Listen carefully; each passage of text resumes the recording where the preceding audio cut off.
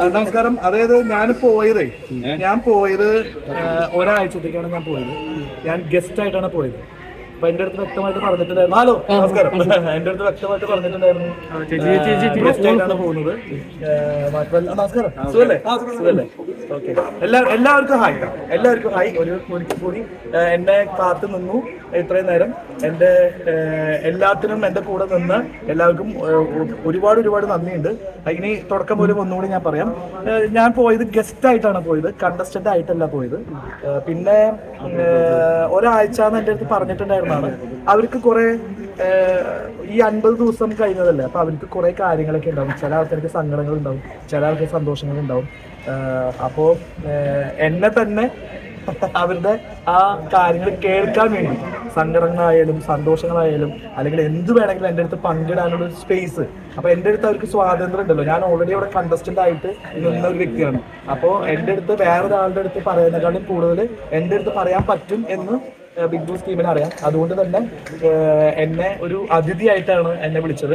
ഞാൻ ഒരാഴ്ച ഉണ്ടാവുള്ളൂ എന്ന് പറഞ്ഞിരുന്നു. അതിഥിയായിട്ട് അത് ഞാൻ ആക്സെപ്റ്റ് ചെയ്ത് അതിഥിയായിട്ട് ഞാൻ ഇവിടെ പോയി. കുറെ ആൾക്കാർ എൻ്റെ അടുത്ത് വിഷമങ്ങൾ പറഞ്ഞു, അത് ഞാൻ കേട്ടു. കുറെ ആൾക്കാർ സന്തോഷങ്ങൾ പറഞ്ഞു, പങ്കിട്ടു, അത് കേട്ടു. അവരുടെ എല്ലാത്തിനും ഞാൻ പങ്കുകൊണ്ടു.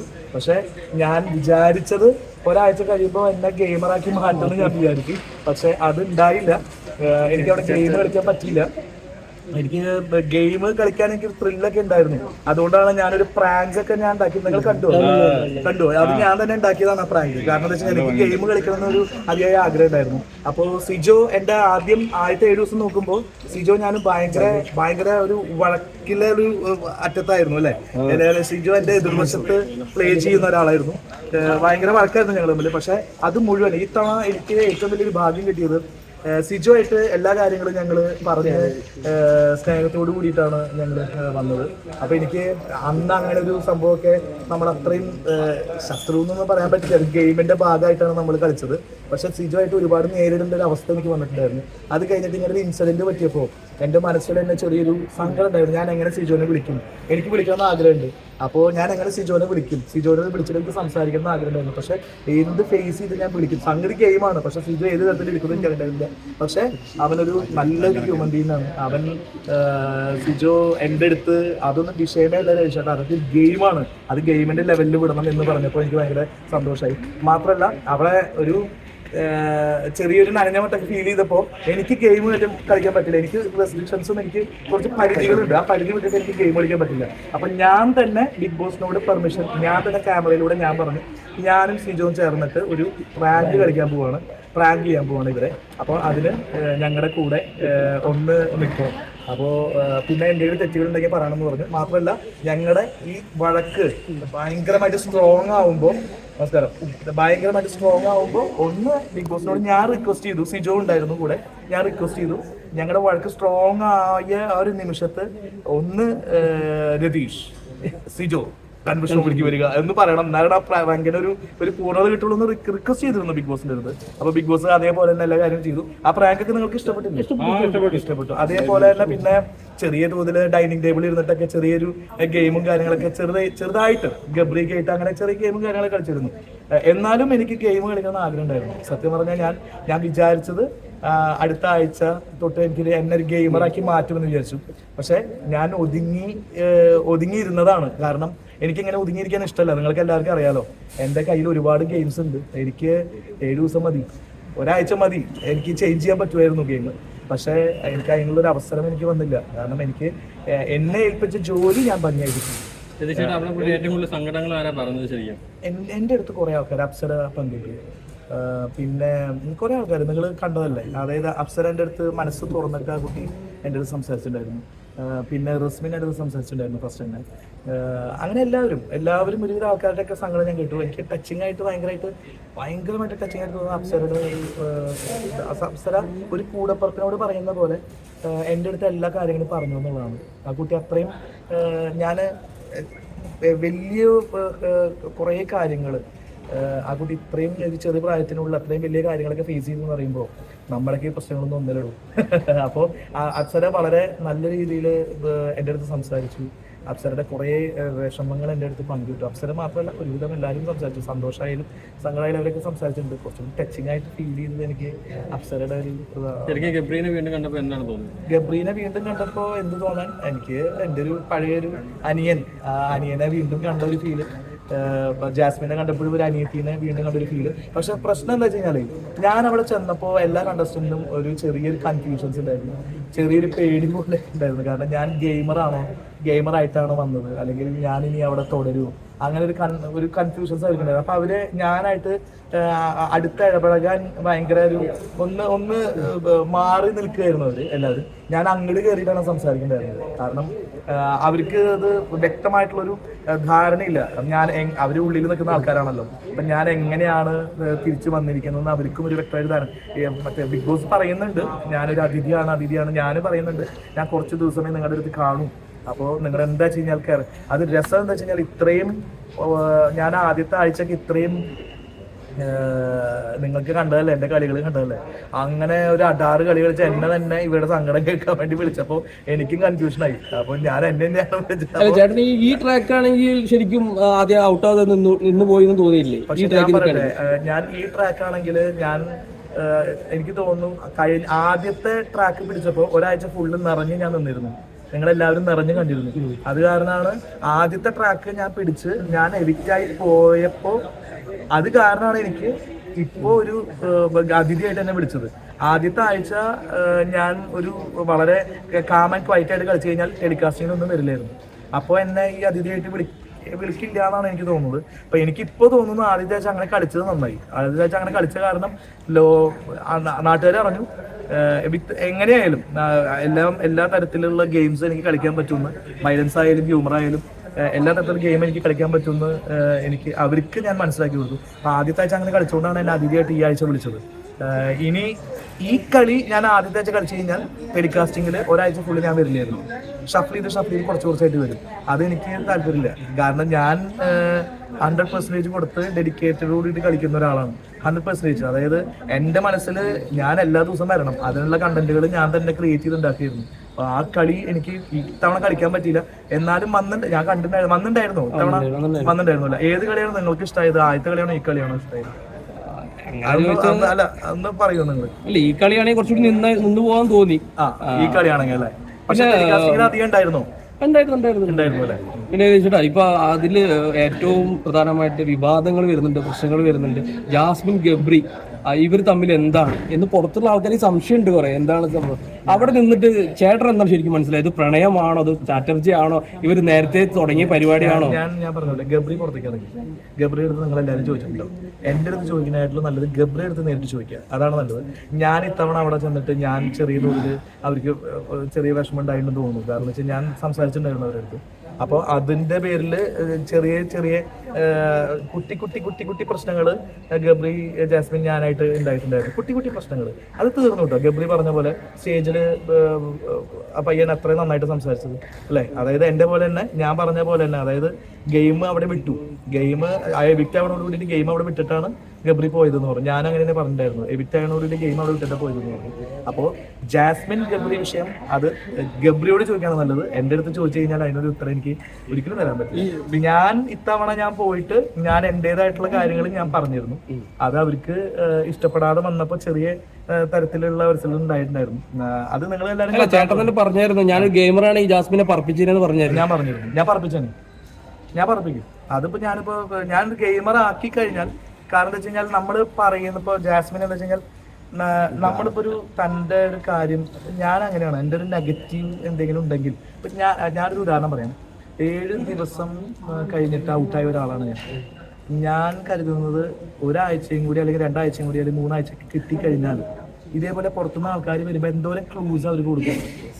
എനിക്ക് അങ്ങനെ വല്ല ക്ലൂസ്, എൻ്റെ ഗെയിം ശരിയായ രീതിയിലല്ല, വയലൻസ് കുറച്ച് കൂടുതലാണ്, അത് കുറച്ചൊന്നും മിതമാക്കി എടുക്കണമെന്ന് എനിക്ക് പറഞ്ഞു തരാൻ പുറത്തുനിന്ന് വന്ന ആൾക്കാർ കേട്ടോ. ഉള്ളിലുള്ള ആൾക്കാർ എന്ത് പറഞ്ഞാൽ ഞാൻ കേൾക്കില്ല. കാരണം വെച്ചാൽ ഞാൻ ഉള്ളിലുള്ള ആളല്ലേ. അപ്പൊ ഞാൻ ഒന്നുകൂടി ആലോചിച്ച് ചെയ്തു. പുറത്തുനിന്ന് വന്ന ആൾക്കാർ അങ്ങനെ പറഞ്ഞു കഴിഞ്ഞാൽ ഞാൻ മനസ്സിൽ, കാരണം പുറത്തുനിന്ന് കളി കണ്ടു വന്ന ആൾക്കാരാണ്. അവര് പറഞ്ഞതിൽ എന്തെങ്കിലും ഒരു കാര്യമില്ല എന്ന് ഞാൻ വിചാരിച്ച് ഞാൻ എൻ്റെ ഗെയിം അവിടെ വേറെ രീതിയിൽ വിട്ടേനെ.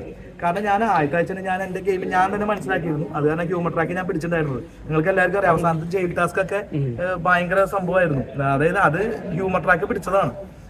അപ്പൊ അതേപോലെ തന്നെ ഞാൻ ഒരു കാര്യം ഞാൻ ഇവരോട് രണ്ടുപേരോടും പറഞ്ഞു.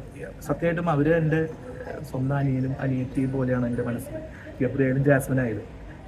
അപ്പോൾ ഞാൻ അവരുടെ അടുത്ത് എൻ്റെ മനസ്സിൽ തോന്നിയിട്ട് പറഞ്ഞു. അത് അവർക്ക് ഇഷ്ടപ്പെട്ടില്ല. പിന്നെ അവര് എന്നെ ചെറുതായിട്ടൊന്ന് ട്രിഗർ നോക്കി. അപ്പൊ എൻ്റെ അവസ്ഥയെ കുറിച്ചാണ് പറഞ്ഞത്. ഞാനൊരു ഗസ്റ്റ് ആയിട്ട് പോയ ഒരാളാണ്. ഞാനൊരു ഗസ്റ്റ് ആയിട്ട് പോകുമ്പോൾ എനിക്ക് അവിടെ ഗെയിം കളിക്കാൻ പാടില്ല.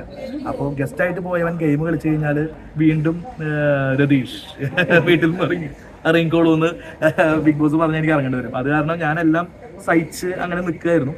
അതായത് സഹിച്ചു എന്ന് പറഞ്ഞാൽ അങ്ങനെ സഹിക്കാൻ മാത്രം ഒന്നും ഉണ്ടായിട്ടൊന്നുമില്ല. എന്നാലും ചെറിയ ചെറിയ കാര്യങ്ങൾ പറയുമ്പോൾ എന്നെ പ്രൊവോക്ക് ചെയ്യാൻ നോക്കുമ്പോൾ ഞാൻ പ്രൊവോക്ഡ് അവിടെ നിൽക്കായിരുന്നു. പക്ഷെ ഇത് ഞാൻ പറഞ്ഞതുണ്ടായിരുന്നതാണ്. കാരണം ഗെയിമർ എന്ന പരിവേഷം കഴിഞ്ഞ് അതിഥി എന്ന പരിവേഷം കഴിഞ്ഞ് ഗെയിമർ എന്ന വേഷം ഞാൻ എടുത്തണിയുമ്പോൾ ഞാൻ അവിടെ ഗെയിം സ്റ്റാർട്ട് ചെയ്യും. എൻ്റെ ഗെയിമിലെ ആദ്യത്തെ അര ജാസ്മിൻ തന്നെയായിരിക്കും. അവളെ ഞാൻ പൂട്ടും എന്ന് ഞാൻ പറഞ്ഞിരുന്നു. ഞാൻ ജിൻഡപ്പൻ്റെ അടുത്താണ് പറഞ്ഞത്. ഞാനത് പൂട്ടും, ഞാനത് കറക്റ്റായിട്ട് ഞാൻ കളിക്കും. എൻ്റെ കളിയും അങ്ങനെ തന്നെയായിരുന്നു. ഞാൻ അവളെ ശരിക്കും ജാസ്മിനെ വട്ടം കറങ്ങുന്ന പരിപാടിയായിരുന്നു ഗെയിം കളിച്ചിട്ട്. പക്ഷെ അതൊന്നും നടന്നില്ല, പക്ഷെ ഞാൻ വേറെ കാര്യം പറയട്ടെ. ഗബ്രി ഒരു നല്ല ഒരു പേഴ്സണാണ്, ജാസ്മിൻ ഒരു നല്ല പേഴ്സണാണ്. എല്ലാം ഗെയിമിന്റെ ഭാഗമാണെന്നാണ് എനിക്ക് ഫീൽ ചെയ്തത്. എനിക്കറിയില്ല. ഗബ്രി ഇപ്പൊ പുറത്തേക്ക് ഇറങ്ങി, അവൻ വെൽ സെറ്റ്, എല്ലാവരുടെ അടുത്തും നല്ല രീതിയിൽ സംസാരിക്കുന്നുണ്ട്. അപ്പൊ അതിനെക്കുറിച്ച് ഡീറ്റെയിൽ ആയിട്ട് അവനാണ് പറയാം. എനിക്കുണ്ടായ അനുഭവമാണ് ഞാൻ പറഞ്ഞത് കേട്ടോ. എനിക്കിപ്പം നിങ്ങൾ കണ്ടത് അത് ഞാൻ അങ്ങോട്ട് എൻ്റെ അഭിപ്രായം പറഞ്ഞതിന്റെ ഇതിൽ അവർക്കത് എടുക്കാൻ ആക്സെപ്റ്റ് ചെയ്യാൻ പറ്റാത്തൊരു കണ്ടീഷൻ വന്നപ്പോൾ അത് അതിൻ്റെ ഉള്ളിലാണ് നിൽക്കുന്നത്. ഇപ്പൊ ഗബ്രിക്ക് അങ്ങനെ ഒരു ഇത് ഉണ്ടാവില്ല, എൻ്റെ അടുത്ത് അങ്ങനെ ഒരു വിരോധം ഉണ്ടാവില്ല. അതിൻ്റെ ഉള്ളിൽ നിൽക്കുമ്പോൾ അവർ ഗെയിമർ, ഞാൻ അതിഥിയാണ്. അപ്പൊ ഇയാൾ ആരാണ് അങ്ങനെ പറയാന്നുള്ളൊരു ധാരണയിലായിരിക്കാം എൻ്റെ അടുത്ത് അങ്ങനെ പറഞ്ഞിട്ടുണ്ടാവുക. അപ്പോൾ ജാസ്മിൻ ഒരു കാര്യം പറഞ്ഞത് എനിക്ക് ഭയങ്കരമായിട്ട് ഒരു ചെറുതായിട്ട് വിഷമമായി. അപ്പോൾ എൻ്റെ ഒരു അവസ്ഥ നിങ്ങൾ ആലോചിച്ച് നോക്കണം. ഞാൻ അങ്ങനെ ഗെയിം കളിച്ച ഒരാളാണ്. ആ ആൾക്ക് ഒന്നും പറയാൻ പറ്റാത്തൊരു അവസ്ഥ എന്ന് പറയുമ്പോൾ അത് വലിയൊരു അവസ്ഥയാണ്. ഇതിനകത്ത് ശരിക്കും പുറത്തുള്ള ആൾക്കാർ സംശയിക്കുന്നുണ്ട്, ഫേവറിസം കാണിക്കുന്നുണ്ടോ ജാസ്മിന് വേണ്ടി? ജാസ്മിന് ഒരു കപ്പ് എന്നാണോ ശരിക്കും ഏഷ്യാനെറ്റ് ചെയ്യണമെന്നൊരു സംശയം? ഇല്ല, അങ്ങനെയൊന്നും വിചാരിച്ചാലൊന്നും ആർക്കും അങ്ങനെ കപ്പൊന്നും കൊടുക്കാൻ പറ്റില്ല. ഏഷ്യാനെറ്റ്, എൻ്റെ അഭിപ്രായത്തിൽ ഏഷ്യാനെറ്റ് അങ്ങനെ ഒരു ഫേവറിസം കാണിക്കുന്നതായിട്ട് എനിക്ക് തോന്നിയിട്ടില്ല. ഞാൻ അവിടെ കുറച്ച് ദിവസം മാത്രമേ നിന്നിട്ടുള്ളൂ. അത് എനിക്ക് തോന്നിയിട്ടില്ല അങ്ങനെ ഒരു ഫേവറിസം കാട്ടിയിട്ട്. നിങ്ങൾ ജനങ്ങളെ പറ്റിക്കാൻ പറ്റും? ജനങ്ങളല്ല എല്ലാം തീരുമാനിക്കുന്നത്. ഏഷ്യാനെറ്റ് ജനങ്ങളുടെ കൂടെയാണ് കേട്ടോ. ഏഷ്യാനെറ്റ് ബിഗ് ബോസ് ടീം ജനങ്ങളുടെ കൂടിയാണ്. അവർക്കെതിരെയൊക്കെ പ്രസ്താവനകളൊക്കെ എനിക്കറിയില്ല, വന്നിട്ടായിരുന്നു ഭയങ്കരമായിട്ട് വന്നിട്ടുണ്ട്. അതെ, ഞാൻ പോയപ്പോഴാണ്. ഞാൻ ഇപ്പൊ പോയിട്ട് ഒരാഴ്ച ആയിട്ടുള്ളൂ. ഇതിനിടയിൽ ഒരുപാട് പ്രശ്നങ്ങൾ അതെ, എനിക്കറിയില്ല. ഞാനിപ്പോ ആ പ്രസ്താവനകളൊന്നും എനിക്കറിയില്ല. ഞാനിപ്പോ വന്നിറങ്ങിയിട്ടുള്ളൂ. നിങ്ങൾക്ക് എല്ലാവർക്കും അറിയാലോ. ഞാൻ സോഷ്യൽ മീഡിയ ഒന്നും ഞാൻ ഓപ്പൺ ചെയ്തിട്ടില്ല. അപ്പോ ഏഷ്യാനെറ്റ് എന്നും ജനങ്ങളുടെ കൂടെയാണ്. ഏഷ്യാനെറ്റ് ഒരിക്കലും ആരെയും ചതിക്കാൻ വേണ്ടിയിട്ട് ഒന്നും ചെയ്യില്ല. പിന്നെ ഏഷ്യാനെറ്റ് എന്ന് പറഞ്ഞ ബിഗ് ബോസ് എന്ന് പറഞ്ഞ പ്ലാറ്റ്ഫോമിൽ വലിയൊരു വാതില് തുറന്ന് തന്നതാണ് എല്ലാവർക്കും. എനിക്കൊക്കെ വലിയൊരു വാതിലാണ് തുറന്നു തന്നത്. അത് കറക്റ്റായിട്ട് നമുക്ക് ഞാൻ യൂസ് ചെയ്യാൻ പറ്റുന്ന ഞാൻ യൂസ് ചെയ്തിട്ടൊക്കെ ഉണ്ട്. പിന്നെ അതൊക്കെ ജനങ്ങളുടെ കയ്യിലല്ലേ, അത് നമുക്കറിയില്ല. പക്ഷെ ഏഷ്യാനെറ്റ് റൈറ്റ് വേയിലാണ് പോകുന്നതാണ് എൻ്റെ അഭിപ്രായം. ബിഗ് ബോസ് ടീം അങ്ങനെ ഒരു ഫേവറിസം ഒന്നും കാണിക്കുന്നില്ല. ആരായിരിക്കും കപ്പടിക്കാൻ ചാൻസ് ഉള്ളത്? എനിക്ക് കപ്പടിക്കാൻ എല്ലാവർക്കും കഴിവുണ്ട്, എല്ലാവർക്കും കഴിവുള്ള ഒരാൾക്കാരാണ്. പിന്നെ ഞാൻ എൻ്റെ ചങ്ക് ഉണ്ടല്ലോ അവിടെ, ജിൻഡപ്പൻ എൻ്റെ എല്ലാമാണ്. അവൻ എൻ്റെ ചങ്കാണ്, എൻ്റെ ഹൃദയമാണ്. BB6 വന്നിട്ട് രതീഷ് കുമാർ എന്ന വ്യക്തി എന്ത് നേടിയെന്ന് എൻ്റെ അടുത്ത് ആരെങ്കിലും ചോദിച്ചു കഴിഞ്ഞാൽ ഞാൻ ഒറ്റ വാക്കിൽ പറയും, അത് ബിഗ് ബോസിന്റെ കപ്പോ 50 ലക്ഷം രൂപയോ ഒന്നുമല്ല. ചങ്ക് പറിച്ചരാന്ന് പറഞ്ഞാൽ ഒരു മടിയും കൂടാതെ എനിക്ക് പറിച്ചു തരുന്ന എൻ്റെ ചങ്കാണ് ജിൻഡു. അത് ഈ രീതിയിൽ ചെന്നിട്ട് എനിക്കിതിന്റെ സ്വത്താണ് അവൻ. എനിക്കിതിന്റെ ഏറ്റവും വലിയ ധനം, എനിക്ക് ഏറ്റവും വലിയൊരു കാര്യം, എനിക്ക് ഏറ്റവും വലിയൊരു സുഹൃത്തിനെ കിട്ടിയത് ബിഗ് ബോസിലൂടെയാണ്. അതാണ് എൻ്റെ ജിൻഡപ്പൻ മല്ലയ്യ എന്ന് ഞാൻ വിളിച്ചു പറയും. അവൻ കഴിവുള്ളവനാണ്. എനിക്ക് എന്റെ കൂട്ടുകാരൻ വിജയിക്കണം എന്നാണ്. മനസ്സിലായില്ല. പിന്നെ സിജോ നല്ല കഴിവുള്ള ആളാണ്. അപ്പോ എന്റെ ആഗ്രഹം ജിൻഡപ്പൻ വരണം, അല്ലെങ്കിൽ സിജോ, ഇവർ രണ്ടുപേരും ലാലേട്ടന്റെ കൈ പിടിച്ച് വരണം എന്നൊക്കെയാണ് നമ്മുടെ ആഗ്രഹമൊന്നുമല്ല. അതൊക്കെ മാറ്റിപ്പിടിക്കലും പിന്നെ മാത്രമല്ല അൺപ്രഡിക്റ്റബിൾ ആണ് ബിഗ് ബോസ് ഷോ. ഇനിയുണ്ട് 44 ദിവസം അത്ര കൂടെ ഉണ്ട്. അപ്പൊ ഇനിയും മാറ്റി പിടിക്കാം. ഞാൻ പറഞ്ഞില്ല 7 ദിവസം കൊണ്ട് എനിക്ക് എന്തൊക്കെ ചെയ്യാൻ പറ്റി, അതിനേക്കാൾ 100 മടങ്ങ് അവിടെയുള്ള ആൾക്കാർക്ക് ഇനിയും ചെയ്യാൻ പറ്റും. 7 ദിവസം കൊണ്ട് എല്ലാ ദിവസവും സ്ക്രീനിൽ എന്നെ കണ്ടു, നെഗറ്റീവ് ഒരു പോസിറ്റീവ്. നിങ്ങൾ കുറ്റം പറയാനാണെങ്കിലും നല്ലത് പറയാനാണെങ്കിലും അത് കണ്ടോണ്ടാണല്ലോ ഈ കണ്ട ആൾക്കാർ എൻ്റെ അടുത്തേക്ക് വന്നത്. അപ്പോൾ അതേപോലെ ഒരു ഗെയിം ചേഞ്ച് ചെയ്യാൻ 7 ദിവസം മതി. ഇപ്പൊ ഋഷി ക്യാപ്റ്റനാണ്, ഈ ഗെയിം ചേഞ്ച് ചെയ്യാൻ ഋഷി ഒരാൾ മതി. കാരണം വെച്ച് കഴിഞ്ഞാൽ ഋഷി സെൻസ് വെച്ചിട്ട് മൂവ് ചെയ്ത് കഴിഞ്ഞാൽ ഗെയിം അടുത്ത ആഴ്ച ചേഞ്ച് ആയി. അപ്പോൾ അതാണ് വളരെ ചുരുക്കം ദിവസം മതി ഗെയിം ചേഞ്ച് ആവാൻ വേണ്ടിയിട്ട്. അപ്പോൾ ഞാൻ പറയുന്നത് എല്ലാവർക്കും നല്ല കഴിവുണ്ട്, അവിടുത്തെ കണ്ടസ്റ്റൻസിനും എല്ലാവർക്കും നല്ല കഴിവുള്ള ആൾക്കാരാണ്. അവര് ആ കഴിവ് റൈറ്റ് വഴിയിലേക്ക് അങ്ങോട്ട് ഉപയോഗിച്ചാൽ മതി.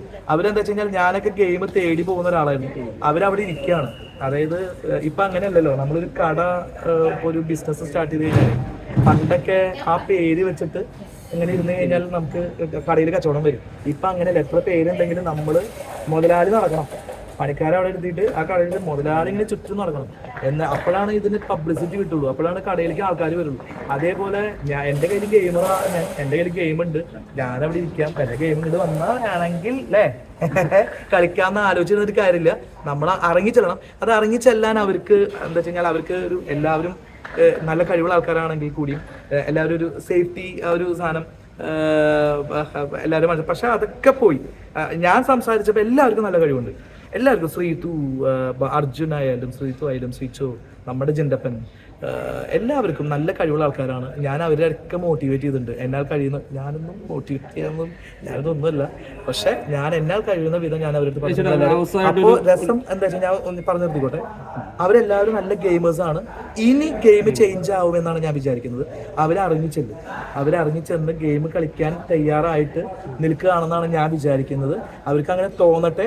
അപ്പോൾ വേറെ വലിയൊരു ഗെയിം നമുക്ക് അവസാനമായിട്ട് ഇന്നലെ ഗബ്രി ഔട്ടായതിനു ശേഷം ജാസ്മിന്റെ ഭയങ്കര കരച്ചില്, അത് ഒരു ഷോ ആണ് എന്നാണ് പുറത്തുള്ള അഭിപ്രായം. നേരിട്ട് കണ്ടപ്പോ എന്താണ് ചേട്ടൻ തോന്നിയത്? എനിക്ക് ഒന്നും അറിയാം, ഞാൻ അതൊന്നും ഉത്തരം പറയില്ല. എനിക്കറിയില്ല. അതായത് ഒരാൾ കരയുമ്പോ അത് ഞാൻ നേരിട്ട് കാണുമ്പോഴേ ഒരാൾ കരയല്ലേ, അപ്പോൾ നമ്മളത് കരയുമ്പോൾ അത് സീരിയസ് ആയിട്ടാണ് നമ്മൾ എടുത്തത്. അതിപ്പോ എങ്ങനെയാണ് നിങ്ങൾ നോക്കിയാണെന്ന് എനിക്കറിയില്ല. എനിക്ക് ശരിക്കുള്ള കരച്ചിലായിട്ടാണ് എനിക്ക് തോന്നിയത്. അതൊരു ഷോ ഓഫ് ആയിട്ടൊന്നും എനിക്ക് തോന്നി. ഞാൻ പറഞ്ഞത് ഇതെന്റെ അഭിപ്രായമാണ്. നാളെ എല്ലാവരും കൂടിയിട്ട് എന്റെ മെക്കലേക്ക് കയറരുത്, സത്യം പറയാം. ഇതെന്റെ മാത്രം അഭിപ്രായമാണ്. ആ കരച്ചിൽ ഒരു ഷോ ഓഫ് ആയിട്ട് എനിക്ക് തോന്നിയിട്ടില്ല. അത് നല്ല ആത്മാർത്ഥമായിട്ടുള്ള ഒരു കരച്ചിലായിട്ടാണ് എനിക്ക് ഫീൽ ചെയ്തത്. പിന്നെ എനിക്ക് തോന്നുന്നു ഗബ്രി പിന്നെയും കൺട്രോൾഡ് ആയിട്ടെന്ന് തോന്നുന്നു. പക്ഷെ ആ കുട്ടി അത് ഫേക്ക് കരച്ചിലായിട്ട് എനിക്ക് ഫീൽ ചെയ്തു. നമ്മളില്ലാത്തൊന്നും പറയാൻ പാടില്ലല്ലോ. ഞാനവിടെ നേരിട്ട് ഞാനവിടെ ഉണ്ടായിരുന്ന ഒരാളാണ്. അപ്പോൾ എനിക്ക് ജാസ്മിൻ കരഞ്ഞത് ഒരു ആത്മാർത്ഥത്തോടെ കരഞ്ഞ ഒരു ഫീലാണ് എനിക്ക്. ഓക്കെ. ഈ പ്രണയം ഒരിക്കലും നമ്മളിപ്പോ ചില ആളുകളൊക്കെ പ്രണയിച്ചിട്ടുണ്ടോ? ഇല്ല, പ്രണയിച്ചിട്ടില്ല. അപ്പൊ ഞാനും പ്രണയിച്ചിട്ടില്ല. ഇപ്പൊ ഈ പ്രണയം എന്ന് പറയുമ്പോ ചാക്കിലാക്കാന്നുള്ളൊരു സംഭവം ഉണ്ടല്ലോ, അത് ഫീൽ ചെയ്തിട്ടുണ്ടോ? പ്രണയം ചാക്കിലാക്കണ ഒരു ഫീലാണോ? അങ്ങനെയല്ല, അങ്ങനെ ഉണ്ടല്ലോ ചാക്കിലാക്കണ പ്രണയം ചാക്കിലാക്കുന്ന ഫീലാണെങ്കിൽ ആ പ്രണയിക്കുന്ന ആൾക്കാർ കള്ളന്മാരാണെന്ന് അർത്ഥം. പ്രണയം ചാക്കിലാക്കാനുള്ള ഒരു സംഭവമല്ല.